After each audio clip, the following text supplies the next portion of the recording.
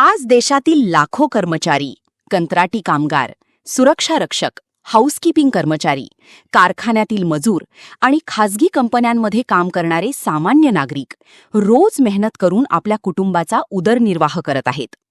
अनेकांच्या पगारातून दर महिन्याला पीएफ म्हणजेच प्रॉव्हिडंट फंड कापला जातो.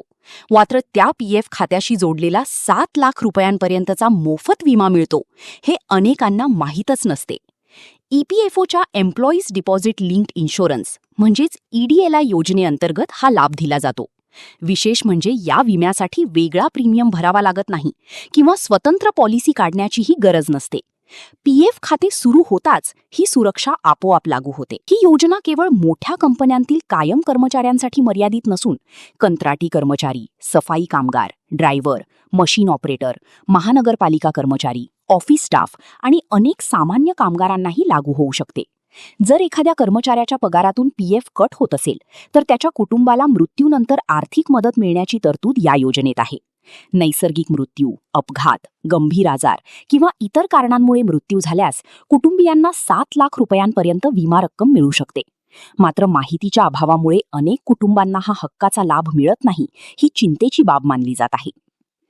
तज्ज्ञांच्या मते अनेक कर्मचाऱ्यांना स्वतःचे पीएफ खाते सक्रिय आहे का, यूएएन नंबर काय आहे किंवा नॉमिनी अपडेट आहे का याचीही माहिती नसते.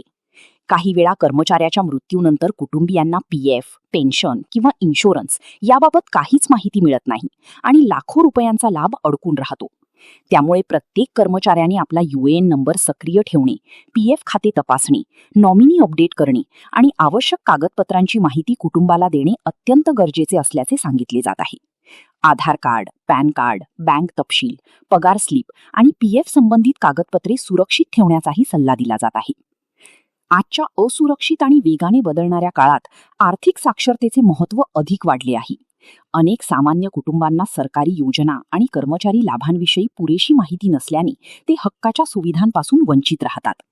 ईपीएफओची ईडीएलआय योजना ही सामान्य कामगारांसाठी मोठा आधार ठरू शकते असे तज्ज्ञांचे मत आहे. योग्य वेळी मिळालेली माहिती संकटात सापडलेल्या कुटुंबासाठी मोठी मदत ठरू शकते. त्यामुळे समाजात आर्थिक जागरूकता वाढवणे आणि कामगारांपर्यंत अशा योजनांची माहिती पोहोचवणे ही काळाची गरज असल्याचे मत व्यक्त केले जात आहे.